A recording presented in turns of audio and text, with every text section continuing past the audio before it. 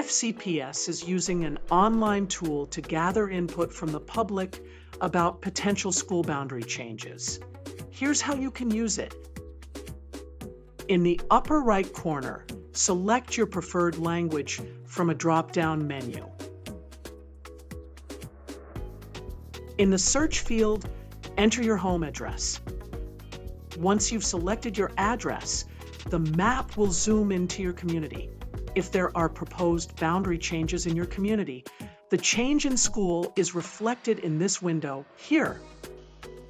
In the Boundary Layers section, you can see your school's current boundary by selecting your base elementary, upper elementary, middle, or high school. On the map, you can select the dot representing your school to get detailed information. In the Boundary Explorer tool, you'll see the following. Existing boundaries. Click on Existing Boundaries to see our current school boundaries. Scenario 3. Scenario 3 includes the draft changes in Scenarios 1 to address attendance islands, Scenario 2 to address split feeders, and makes changes to address overcrowding and balance school capacities over the long term. Please note, Scenario 3 is included as a point of reference and comparison only. Scenario 4. Scenario 4 is the next iteration of the draft boundary changes and is the current draft map on which we are seeking community feedback. It was developed with feedback received from the community during the spring and guided by the Superintendent's Boundary Review Advisory Committee.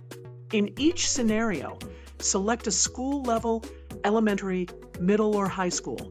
A colored map will then overlay any boundary changes, which you can compare to the existing school boundary. Choosing different draft scenarios will display different boundary options.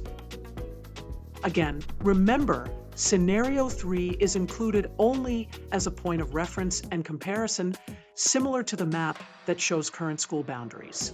Scenario 4 is the only option under consideration and what we are seeking feedback on. On the map, selecting a school will display enrollment details and potential changes.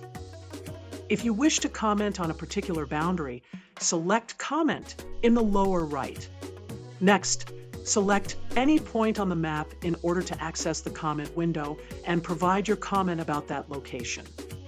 Please select a school level, then you can type in your comment. Click Submit, and you're done. You can enter as many comments as you prefer. Thank you for taking the time to participate and adding your voice to the boundary process.